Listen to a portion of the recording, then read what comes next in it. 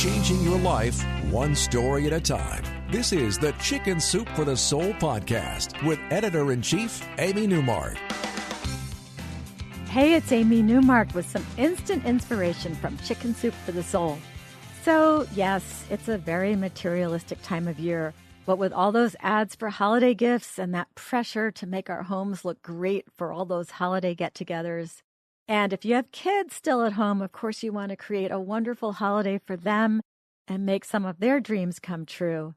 And that makes it a difficult time of year for people who are going through a tough time financially, or for people who are making it, but just don't have enough to have a lot of extra money to spend in December.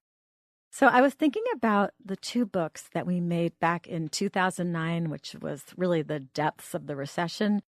And I was thinking about the amazing spirit that our writers showed as they told us how they were handling their tough times. In fact, while we were collecting stories for that recession book, which was called Tough Times, Tough People, we had hundreds of stories from people who were so positive and who talked about how they were counting their blessings. So we actually made a second recession book a few months later called Chicken Soup for the Soul, Count Your Blessings, because we found those stories just so positive and so encouraging and inspirational. So that Count Your Blessings book contains 101 stories from people who faced financial problems or health crises or lots of other kinds of challenges, and how they all managed to find the good in their lives and be grateful for what they had, no matter what they were going through.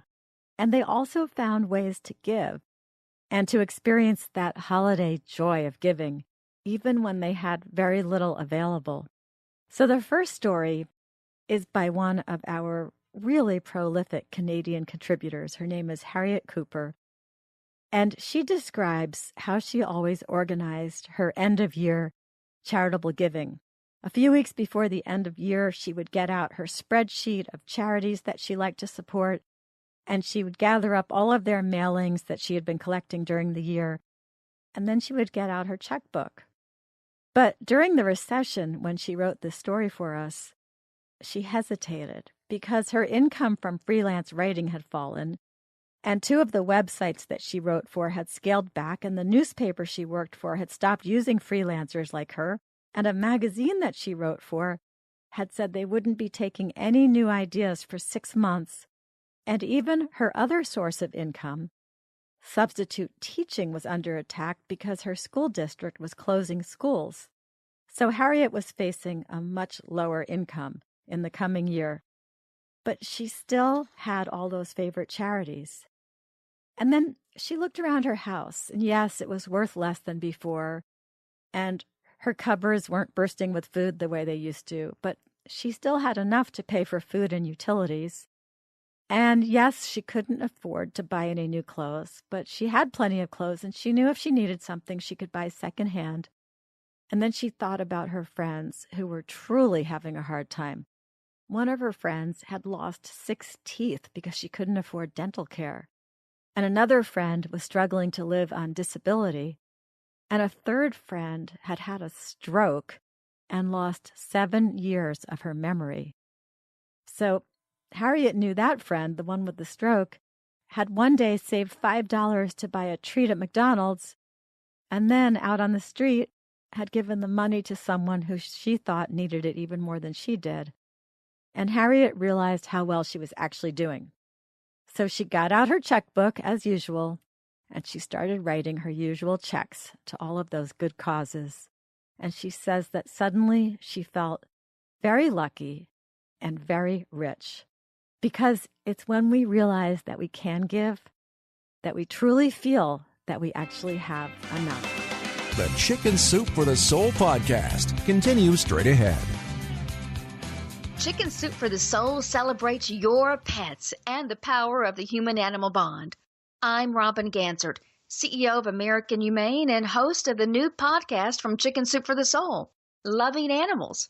Every week, I'm joined by celebrities and other special guests who share a passion for spreading care, hope, and compassion for the world's unique species. You'll hear inspiring stories of animal rescue and rehab, plus the latest trends in animal welfare. Chicken Soup for the Soul presents Loving Animals with me, Robin Ganzert. Available on Apple Podcast, Google Play, or anywhere you download your favorite podcast. So Dreama Sizemore Drudge tells us how she taught this lesson about giving to her son one year. Their church was holding its annual toy drive, and they were looking for used toys that were still good. And she asked her son to pick something to donate from all of those old toys that he had in his closet. But he said, "I don't have anything. We're so poor." And Dreama said he was referring to the fact that they wouldn't buy him a smartphone because they didn't want to pay the monthly charges. And she had to admit that she was feeling pretty poor that year. There was a dictionary that she really wanted, but it was $40. And there was a coat that she really wanted from Kohl's, but it was $150, and neither of those things was going to happen.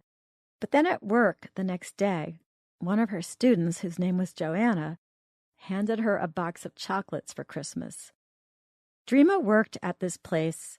It was an adult education center, and she taught English to new immigrants. And these were people who were really struggling.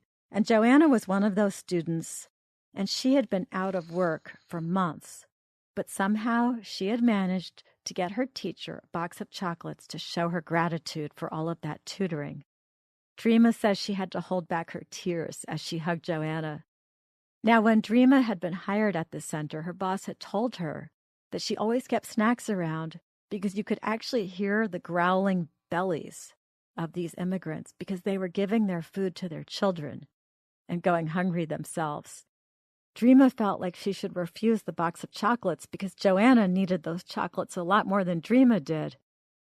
But she realized that it was in the giving of the chocolates that Joanna felt empowered and better about her own life. So Dreama took those chocolates home, and she explained to her family how important this gift was and what a big percentage of Joanna's cash it represented. And the next thing Dreama knew, that little son of hers appeared with a laundry basket full of toys to give away, and he had even included his beloved Buzz Lightyear and his favorite stuffed dog, whose name was Squishy. So Dreama actually rescued Buzz Lightyear and Squishy, but she took the rest of the items to the church, along with some of her own beloved books.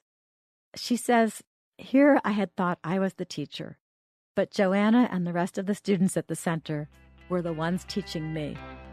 Because you're never so poor you have nothing to give."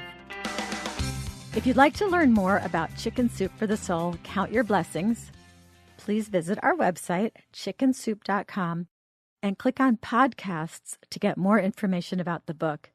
Thanks for listening today. Please follow me on Twitter if you haven't already. My handle is @AmyNewmark, and I'll post a link to the latest podcast every day. Or you can subscribe to the Chicken Soup for the Soul podcast on Apple Podcasts or Google Play or wherever you like to go to get your podcasts. Come back for our next episode. I'm going to be sharing a couple of stories about people who stepped outside their comfort zones and overcame shyness and made a connection with new people, resulting in a whole bunch of new friends.